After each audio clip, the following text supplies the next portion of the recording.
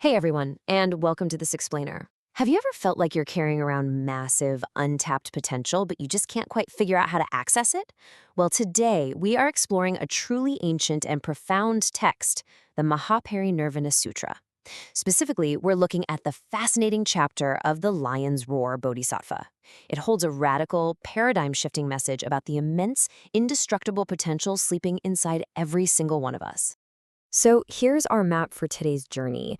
We'll be going through the fearless lion's roar, wisdom and merit, your hidden Buddha nature, the middle way, breaking the cycle, and finally, 10 practices for liberation. All right, kicking things off with Section 1, the Fearless Lion's Roar, an absolute wake-up call. Now, there's a really brilliant contrast to understand right off the bat here. The sutra paints this incredibly vivid picture for us. Think about a wild lion out in the jungle. Why does a beast like that roar? Well, it's to test its strength, protect its cubs, claim territory, maybe scare away other animals, right? But then, consider the motivation of an enlightened being. When a Buddha delivers a truly profound teaching, it's also called a lion's roar, but the motivation is entirely different. The Buddha roars to awaken those of us who are spiritually ignorant, to shatter human arrogance, and to actually comfort anyone terrified by the endless cycle of life and death. So it's a roar of supreme compassion, completely designed to break our spiritual slumber. No ordinary creature could ever mimic this. Moving right along to Section 2, Wisdom and Merit, also known as the two adornments. Okay, let's dive into this. The crucial point here is that you really don't just stumble your way into ultimate enlightenment.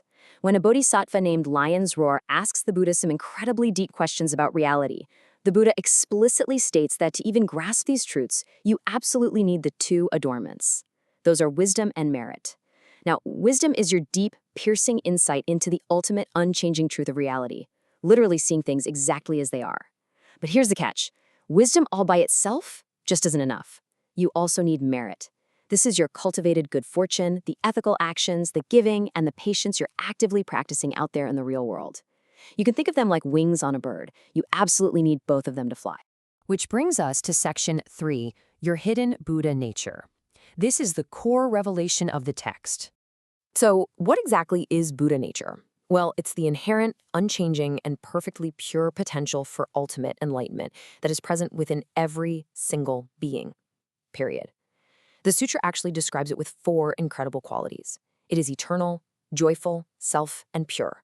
And, even though we might feel totally stressed out, flawed, or frankly just broken right now, this text insists that your actual core nature is completely indestructible and, believe it or not, already perfect. It's just that our daily ignorance and all our worldly attachments currently obscure it from our view. It's kind of like thick, heavy clouds blocking out a completely brilliant sun.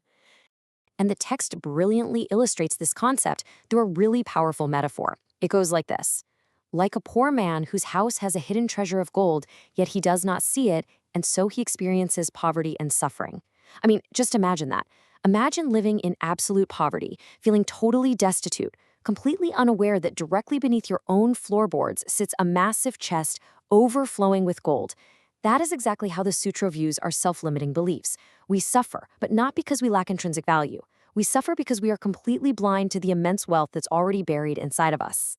But because we're blind to it, we obviously need some help. Just as a doctor cures a blind man's eyes so he can finally see the vibrant colors of the world, the Buddhist teachings act as that crucial medical intervention. The lion's roar doesn't magically hand you some new treasure you didn't already have. Instead, it acts as a highly skilled doctor, or maybe a really wise friend, who just helps you finally perceive the boundless wealth that was already yours the whole time. All right, let's look at Section 4, the middle way, navigating the truth. The sutra states that this Buddha nature is uncovered through something called the middle way. And this is a transcendent path that actively avoids dualistic extremes. See, as humans, we constantly fall into 2 major traps. The first is eternalism, which is basically believing that our current flawed state or the temporary things around us are just permanently fixed. The second trap is nihilism, which is the belief that everything is completely disconnected and meaningless. Well, the middle way slices right down the middle between those 2 errors. It sidesteps those traps entirely to reveal the ultimate objective truth. Now for Section 5, breaking the cycle. Let's talk about the mechanics of suffering. The sutra offers another really unforgettable, highly visual image here. It says, like a silkworm spinning a cocoon, we trap ourselves in a cycle of suffering through our own ignorance and actions. Really think about that for a second. The silkworm produces the exact threads that bind it, right? It just spins endlessly until it's completely trapped in the dark. And we do the exact same thing through our repetitive, unthinking habits and our deep ignorance of our true nature. We literally weave our own restrictive reality, and then, unsurprisingly, we get stuck inside it. So how exactly is that cocoon spun? Well, the text outlines what it calls the 12 links of dependent origination. We've simplified it here into 4 main stages to make it a bit easier to digest. Step 1, past ignorance creates this kind of blind momentum.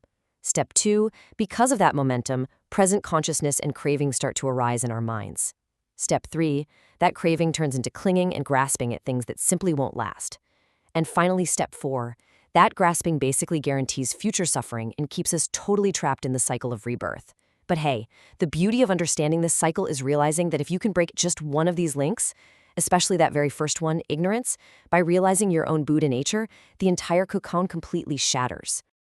And that leads us perfectly into our final section, Section 6, 10 Practices for Liberation. This is the path out. So to actually break out of that cocoon, the text lays out 10 specific practices. Let's highlight a few key ones right now. First up is few desires, and this just means not desperately seeking out things you don't already have.